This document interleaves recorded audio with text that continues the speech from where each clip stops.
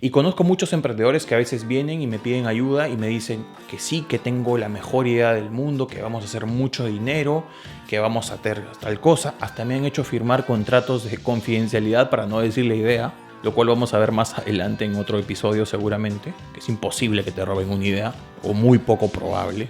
Y siempre les hago la misma pregunta: ¿qué problema o necesidad atiendes con la solución que quieres implementar? Y aquí comienzan con las respuestas súper divergentes como: no, que mi producto es un servicio que se basa en llevar de una forma diferente los productos de consumo diario a la casa. Ok, pero yo no te he preguntado qué es lo que hace tu producto. Dime qué problema resuelve. Y de nuevo, otra respuesta clásica: no, que no existe una solución como tal. Y yo respondo siempre: el hecho que no exista una solución para eso no significa que realmente sea un problema. Y hay que tener eso súper claro, estimados.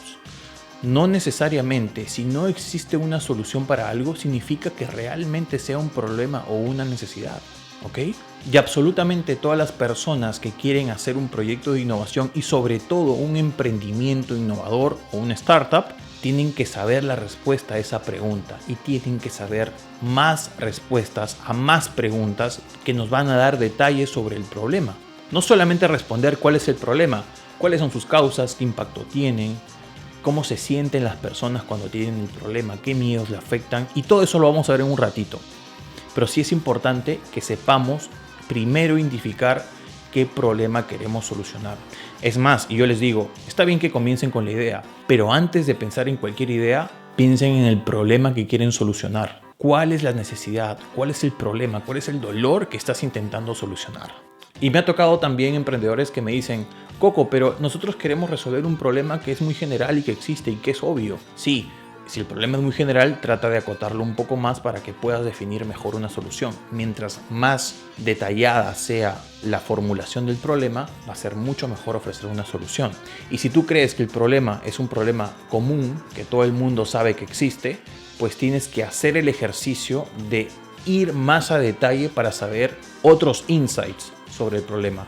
Aún así, tú hayas tenido ese problema y tú sepas lo que es pasar por ese problema, es importante validar con otras personas para saber y tener más detalle de lo que realmente significa y qué es lo que una persona siente, pasa y tiene que hacer para intentar solucionar ese problema.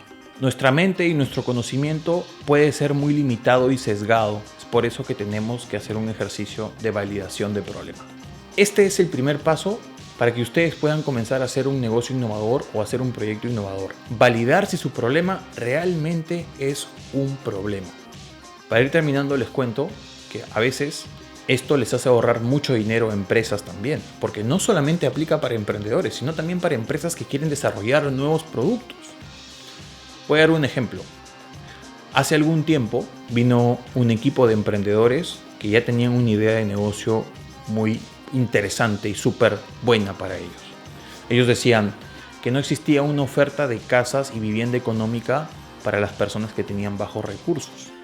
Decían que los programas de vivienda social no atendían esa necesidad porque a la gente no le alcanzaba. Y ellos querían hacer algo muy peculiar, querían tener un container. Me acuerdo que vinieron con una idea súper loca, un container con una casa con cocina y que habitaciones y el modelo de un piso y de 2 pisos, hasta habían hecho bocetos.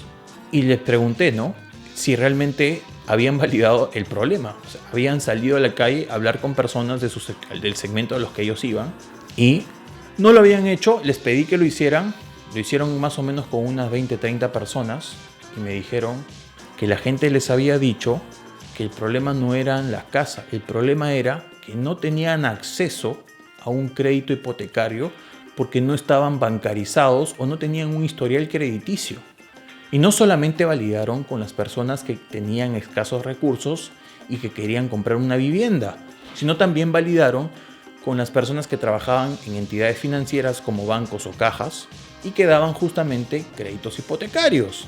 Y resultaba que el problema era realmente que la gente no tenía cómo sustentar sus ingresos porque muchos de esos ingresos eran informales o eran ingresos del día a día que no estaban formalizados o porque simplemente no tenían un historial crediticio que pudiera justamente sustentar un crédito hipotecario.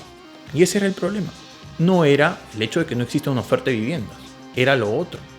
Y así existen muchos casos que me ha tocado ayudar para que puedan hacer este ejercicio de cómo validar el problema primero. Y te puedes ahorrar mucho dinero, mucho tiempo y mucho recurso para después.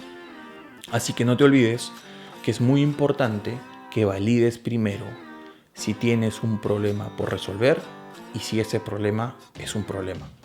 ¿Por qué? Porque es mucho más importante enamorarte del problema que de la solución.